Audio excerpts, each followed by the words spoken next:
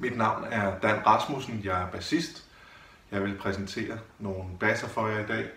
Det er det mærke, der hedder Marušik, som måske ikke er så kendt i Danmark. Marušik, det er efternavnet på en bassist, som hedder Adrian Marušik.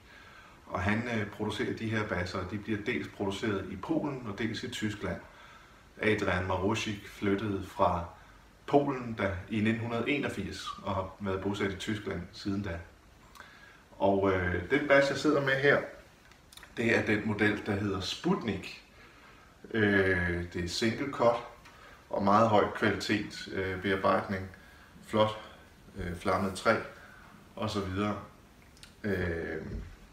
Pick-up covers i træ og aktiv elektronik med diverse.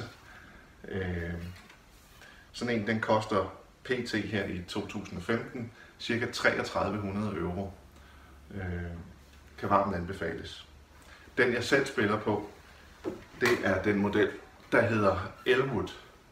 Og Elwood, det er jazzbass hos Marušik. Elwood L hedder den her, og L'et det står for light. Altså en let udgave af en jazzbass. Og for at gøre den let har man blandt andet lavet hovedet lidt mindre for at fremme balancen, så den ikke bliver tung i hovedet. Og man har et dæk henover, hvor man har udhulet, ligesom man kender det fra for eksempel Sadowskis US-basser.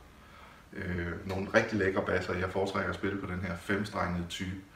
Og jeg har Delano pick-upper på og en Delano preamp i.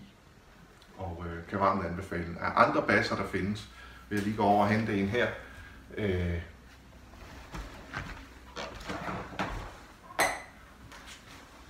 Der har vi for eksempel sådan en her. Det er en P-bass. Den hedder så Jake hos Marušik. Og den her er jo flot guld, kan man se.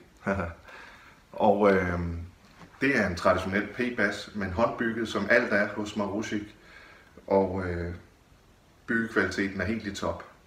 Så nogle her, de koster fra omkring, jeg mener det er omkring lige under 1000 euro. Og det må man sige, det er meget værdi for pengene.